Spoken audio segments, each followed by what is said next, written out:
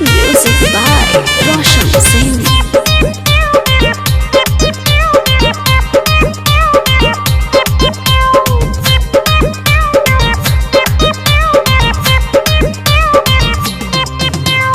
लागो हो चेहरा हसीन तोर कोमल बदनिया के ओ तो हम ही है। जब से देखलिया पागल भे गेलिया कसम से रनिया के कितना पागल होके रांची चल गेले। लागो हो चेहरा हसीन तोर कोमल बदनिया के जब से देखलिया पागल भे गेलिया कसम से रनिया के चल हट।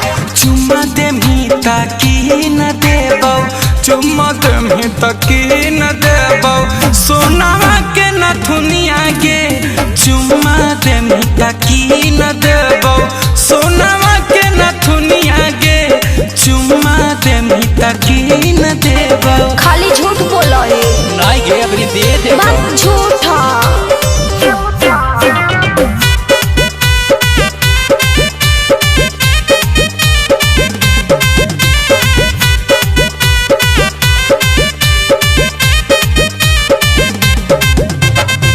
बड़ी सुंदर बनाई के भेजल का धरती पे भगवान गे लागो है जान ले के छोड़ते मीठी तोर मुस्कान गे सही में बड़ी सुंदर बनाई के भेजल का धरती पे भगवान गे लागो है जान ले के छोड़ते मीठी तोर मुस्कान गे हाँ रे अखिया लागो हो समंदर सनम बस गेल ही दिला के अंदर सनम गे अखिया लागो हो समंदर सनम बस गेल ही दिला के अंदर सनम देव प्यार के तोरा निसनिया गे निसनिया गे निसनिया गे ठीक है। चुम्मा दे मीता की न देबो चुम्मा दे मीता की न देबो सोनावा के न दुनिया गे चुम्मा दे मीता की न देबो सोनावा के न दुनिया गे चुम्मा दे मीता की न देबो। पिछलो बेर तू ये कही के ले ले रही। बाकी ई बार कुछ नहीं दे पाओ।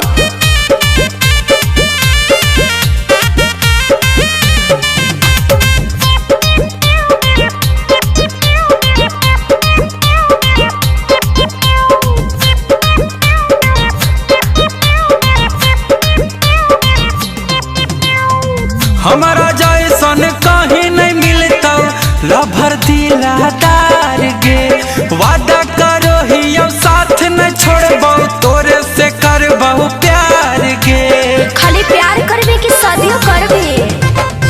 हमारा जैसन कहीं नहीं मिलता लभर दिलादार गे वादा करो ही अब साथ न छोड़बो तोरे से करबो प्यार गे ठीक हो सोच के बतावो।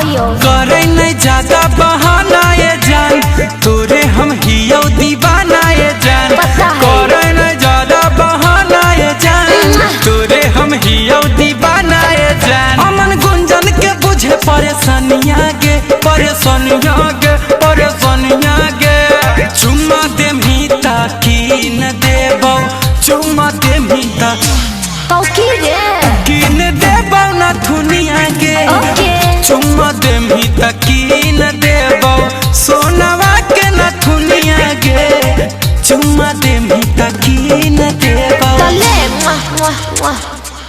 चुम्मा दे मीता की न देबो चुम्मा दे मीता की